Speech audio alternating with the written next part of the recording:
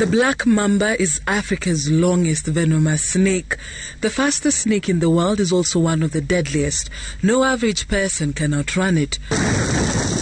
When it is surrounded by flames, fleeing must be well calculated. The puff adder, however, is a slow-moving snake and almost always does not move away when disturbed. The fires in this landscape, Kenya's largest conservation area, are not kind, especially to creepers. In this jungle, survival for the fittest is an unwritten law, and this is a story of what survives and what doesn't, a story that seeks to answer if the Tsavo ecosystem is at the mercy of the flames, one that seeks to explore if and when there will be an end in sight.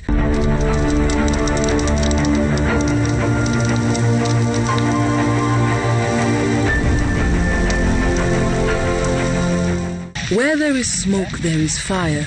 When clouds of flames are bellied out in the 43,000 kilometers squared Tsavo ecosystem, comprising 4 protected areas, Tsavo East, Tsavo West, Chulu Hills and the Kitui South National Reserve, and between the Tsavo East and the Tsavo West are 28 group ranches and conservancies.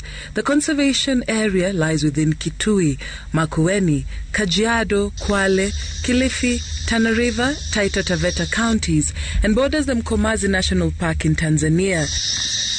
A smoke signal reaches us while we are at the Taita Ranch. We learned that a fire has broken out at the Makwasinyi community land near the 80,000-acre Rukinga Ranch. It's a daunting and extremely expensive task. Some flames are so volatile, so uncontained. When a fire occurs, what are we doing to ourselves? We are increasing and accelerating and contributing to climate change issues. There is, of course, quite a lot of suspicion on who started these fires. Investigations are still ongoing. Putting out fires requires collaborative effort from the rangers and local communities. These fires are not cheap. If you have a fire that you are putting 400 men require feeding. They require fire beaters. Hatuna vitu za kuzima moto. Tuliamua tu kukata branches za miti. Ilichukua siku kama 3 ndio moto ukaja kuzima kabisa sasa. Fires here in the Tsavo conservation area are a great concern, especially at this time when temperatures are high and it's very windy. It requires a lot of manpower and skill. You could contain fire in one place and then it breaks out in another. After several hours, the fire is contained, but the aftermath is 100 acres of landscape razed. Fire breaks are necessary to stop the progress of a wildfire.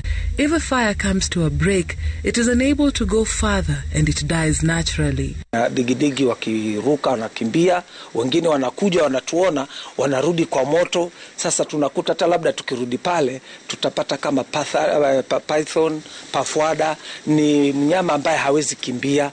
Ule moto sasa tutamkuta pale atachomeka. Yes, so far we have 4 wildfires which have affected us directly. Na zimeweza kuchoma 24,000 acres of land. Zimecause stress kwa wanyama. Let's take you back to the beginning. When did the problem start? Like many other parts of the country, the Tsavo is water stressed. Between November and April 2019, there was unusual rain. As a result, there was an increase of biomass in the ecosystem.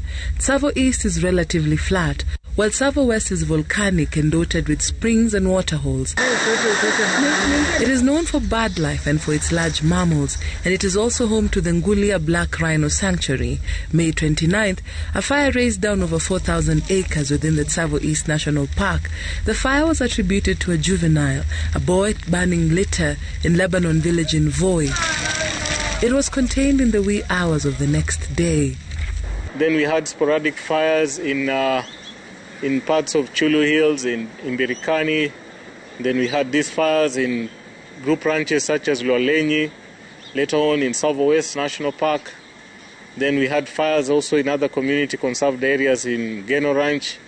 So the fires have been very uneven. It's hard to tell exactly whether their distribution follows a common regular pattern. Here in Tsavo West and Tsavo East, much of it is still flat and grassland, so that might have an impact in terms of how the wind blows and engineers these fires to spread. The fires that we have had in the parks, we believe, except for 2 fires, have been intentionally put on. Another inferno destroyed 180 acres in June in the same park. July 22nd, 2020, 3 sets of fire were reported in the conservation area. The first one adjacent to the Tsavo East National Park. This was put off before it encroached into the park. The second one was in the southern part of the Tsavo West National Park. The third broke out in Kukunduku part of the Chulu National Park at 7:30 in the evening. It took 3 days to contain the fire. August 4th, another wildfire broke out in the Tsavo East National Park. While in May there were even 4 fires in a day, in July and August they accelerated. Fire broke out at the Sheik Dam area at 2 p.m. in the Tsavo West National Park area. By 10 p.m. in the night the fire had been contained, but strong winds reignited it. KWS blamed arsonists including herders, charcoal burners, poachers, honey gatherers and farmers for rampant fires in the conservation area. Motorists also who leave flaming cigarettes along the road are also said to cause the fires. Where we have suspects who have been investigated for having caused a fire. Some other instances it has been very difficult because the fire is started in the middle of nowhere and there is nobody there and there is nobody who witnessed. Ni mtu alikuwa akitayarisha shamba lake. Sasa katika hali ile ati anataka kuwasha moto ili achome ile area ambayo alikuwa anataka kuisafisha, ndo moto ukafanya nini, ukaruka. Uliporuka sasa alijaribu akashindwa, ndo ukawa sasa umeenda kiwango kingine. Na kuna watu ambao wanataka kuja kulisha ng'ombe wao hapa, na sisi hatutaki kwa sababu this is a conservancy, na hatutaki mtu wa nje encroach, kwa sababu nimekataa na kitu changu. Sasa na yeye basi anataka kuchoma ili kama ni kukosa sasa tukose sote, kwa sababu anaona mimi ndio na benefit, kwa hivyo na mimi anachoma. By early September, fires had destroyed more than 197,684 acres.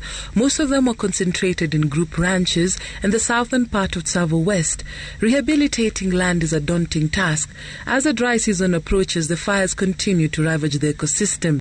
Fires razed this part of shrubland savanna approximately 2 months ago, but because of cooler temperatures and some showers of rainfall, there is already green foliage sprouting from the scorched earth.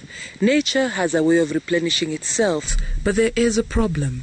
Ecologically, what happens is when fires persist in an ecosystem, the fire-resistant species tend to predominate, and that is going to have an effect in terms of floral and faunal distribution. The is big, but the animals are not evenly spread. The most immediate change you're going to see is a redistribution of wildlife species. Their prey animals are going to try and spread out to try and avoid the fires, and also perhaps spread into areas where the habitat is much more suitable, and they'll be followed by the predators. Once the predators, the carnivores, particularly the lions, the wild dogs, and other animals follow these prey animals into areas that are habituated by humans, then you're going to have almost certainly human-wildlife conflict. KWS got the help of KDF, NYS, the County Commissioner, AWF, local communities, and the Kazi kwa Vijana program. But the cost of containing the fires amounts to tens of millions of shillings. There is an ambitious plan to build a fast fire station in the wild in the Tsavo East.